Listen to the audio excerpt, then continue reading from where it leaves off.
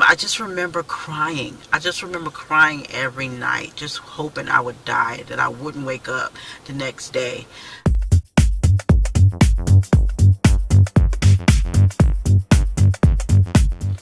Hi guys, welcome back to my channel, being Kimberly Ojo. I am Kimberly Ojo, and today I'm doing a video that was requested by one of my subscribers to talk about my divorce and how I'm dealing with that and why I decided to get divorced.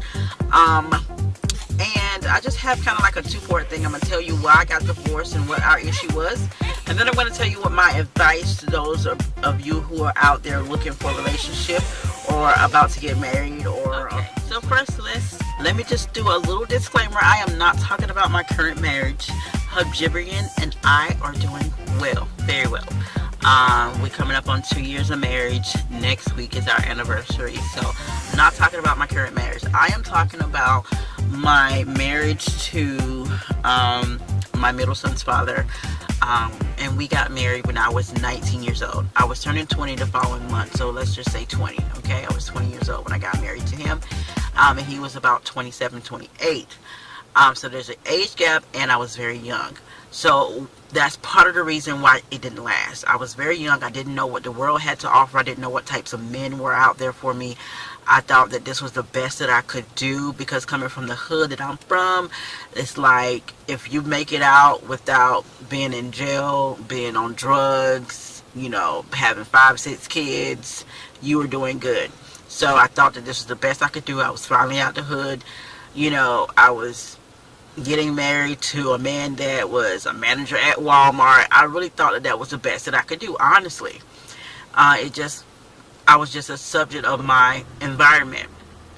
So being young was a part of the reason of me getting divorced. But some of the bigger issues, and this is probably just really cliche, we had some financial issues. We had some communication problems. There were some major anger issues on my ex-husband's side. And there were some intimacy issues. And that was on my part. The intimate issues on my part came from being sexually abused for a long time. From probably about age 7 to about age 16, 17, on and off. I was sexually abused by several different men. And most of them were in my family. So that caused a lot of intimacy issues, and that caused him to get really angry because he wasn't getting none. The anger issues for him came from the fact that he was abandoned by his mother at a very young age, and that his father was incarcerated. And I'm not even sure if his father's still alive or not, or if he's still incarcerated, or if he's out. But he, to what my understanding was, had a very long sentence. So he was incarcerated for a better part of his childhood, and that brought upon a lot of anger issues from his past. And the clashing of those two problems and not being able to communicate with each other properly caused it to be a huge fireball.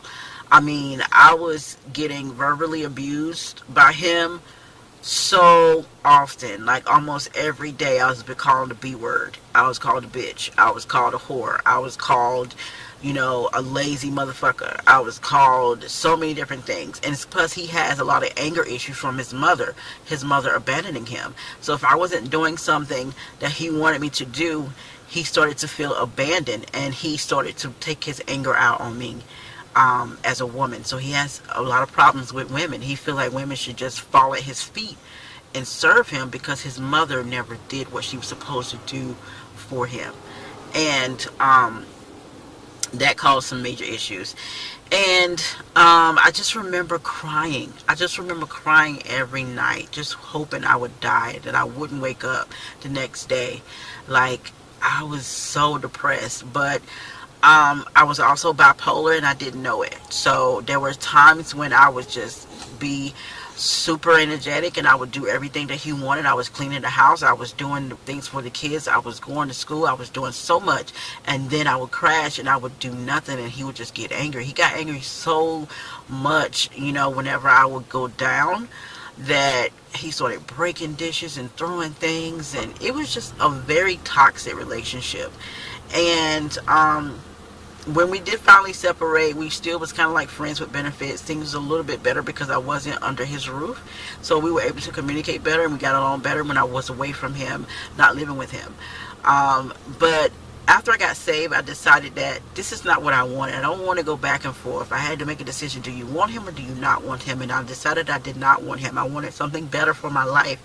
And I started to follow Christ's footsteps for me. And I eventually found my husband, my current husband. So I said all that to say that know who you are first before you get into a marriage or any type of relationship, any type of committed relationship. You have to know who you are. You have to be a whole person before you can join with another whole person. So not only do you want to make sure that you're working on your issues and your problems, but you also want to make sure that that the other person that you're committing yourself to is also working on his problems, because nobody's going to be perfect. Everybody's going to have problems, but you want to make sure that that person is actively seeking to be better at this particular issue, actively seeking to conquer this part of their life that is holding them back, that is causing major problems for them. And you should be actively seeking to be better as well. And it's not, people look at success like it's all about money, and status and, the possessions that you have. But I look at success as like, how healthy is your brain? How cognitive, how do you think? Because if you can overcome your mind, you can overcome all the issues that's going to come up in your marriage. You can overcome all the issues that are going to come up in your relationship if you can overcome your mind, if you can overcome, all the things that are happening in your heart that you can't control, and some things that you can control. So if you are, actively seeking to be a better person, then I think that you're ready to date. If you're not, don't date anybody. Keep working on yourself. So really it was Christ that saved me. Like when I joined church in 2008, I got involved into the church, and I stumbled upon a program that was based on sexual abuse therapy. And I joined the support group, and it opened my eyes up to the therapy world. And I've been going to therapy ever since. And I think that it has been the godsend for me to be able to work on a lot of different issues. And this is one of the major reasons why I do not like to be called Kim, because before I didn't care, but Kim triggers a lot of emotions that goes back to my childhood, because all of my sexual abusers called me Kim, all of them. And it's a major problem for me. And once I went through the necessary steps to overcome that, I became Kimberly. I became the person that I wanted to be. I became the person that was in control of my body, in control of my thoughts, in control of my future, along with Christ. Let me just say that. And I became Kimberly. So I was no longer Kim. It was just like a step into a new person, and that's why being called Kimberly and not Kim is so important to me. So please call me Kimberly. Thank you. But yeah, so people, you have to know who you are. You cannot go into a relationship with a ton of issues on your back. You cannot expect for that person that you're in a relationship with to take all your issues and make it their issues. What you need to do for yourself is make yourself happy, and that person is responsible for not making you unhappy. Like that's how I would describe it. Like, make yourself happy. Wake up every morning doing things that make you happy. Wake up every morning doing things that's going to help you grow as an individual. And that person that you connect with, that person that you commit to, that person that you decide to be in a relationship with, should honor that and should cultivate that and should add to that and not take away from it.